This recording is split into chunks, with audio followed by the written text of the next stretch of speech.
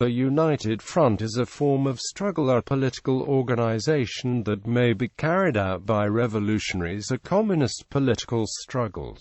The basic theory of the United Front tactic was first developed by the Comintern, an international communist organization created by communists in the wake of the 1917 Bolshevik Revolution. According to the thesis of the 1922 Fourth World Congress of the Comintern, the United Front tactic is simply an initiative whereby the communists propose to join with all workers belonging to other parties and groups and all unaligned workers in a common struggle to defend the immediate, basic interests of the working class against the bourgeoisie. The United Front allowed workers committed to the revolutionary overthrow of capitalism to struggle alongside non-revolutionary workers. Through these common struggles, revolutionaries sought to win other workers to revolutionary socialism. The United Front perspective is also used in contemporary and non-Leninist perspectives.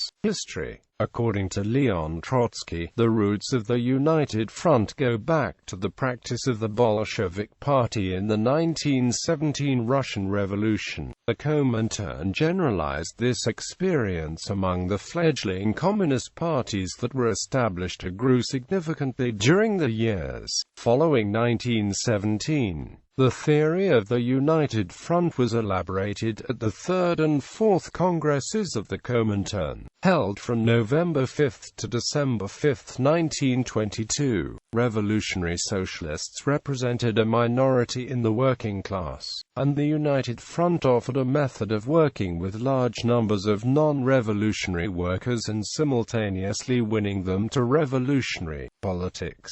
The United Front strategy came to the fore in the period after the initial revolutionary tide following 1917 began to ebb. According to leaders of the Comintern, the shift from offensive to defensive struggles by workers strengthened the desire for united action within the working class. It was hoped that the United Front would allow the revolutionaries to win a majority inside the class.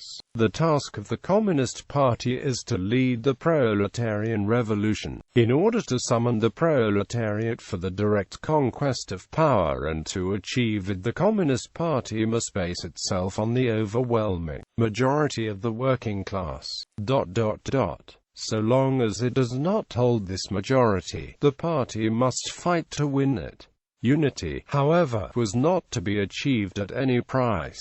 Revolutionaries should not subordinate themselves within the United Front or sacrifice their independence. The existence of independent communist parties and their complete freedom of action in relation to the bourgeoisie and counter-revolutionary social democracy.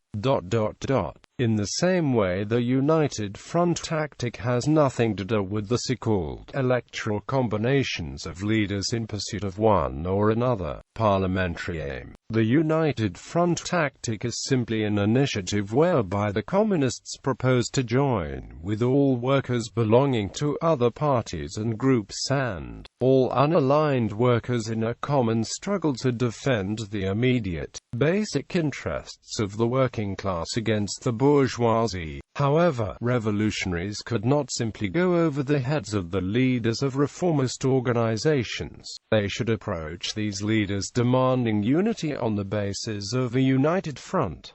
This would pose a dilemma for the reformist leaders: refuse the invitation and be seen by the followers as an obstacle to unity, or accept the invitation and have to operate on the terrain of mass struggle on which the revolutionaries would be proved to have superior ideas and methods. The method was put into practice in Germany in 1922 and 1923 and for a time proved effective in winning workers to revolutionary socialism. As Stalinism came to dominate the Comintern, the United Front strategy was dropped. In the period preceding Adolf Hitler's victory in Germany, the Comintern argued that the Social Democrats were social fascists, and that they, rather than the Nazis, represented the real danger. Following Hitler's victory, the Comintern argued for popular fronts drawing in forces far beyond the working-class movement. Trotsky, now exiled from the USSR, argued that the first policy was disastrous because it prevented unity against the far right, and that the second was disastrous because the terms of the struggle would be dictated by mainstream liberal parties, and that the communists would have to subordinate the politics within the alliance. Trotsky continued to argue for a workers' united front against fascism. Trotsky argued that the united front could have great appeal to workers who wished to fight fascism. The program of action must be strictly practical, strictly objective, to the point, without any of those artificial claims, without any reservations, so that every average social democratic worker can say to himself, what the communists propose is completely indispensable for the struggle against fascism. On this basis we must pull the social democratic workers along with us by our example, and criticize the leaders who will inevitably serve as a check and a brake. Quote, in Chinese history, the First United Front was a period when the Communists worked closely with the KMT. There was also a Second United Front to fight the Japanese during World War II.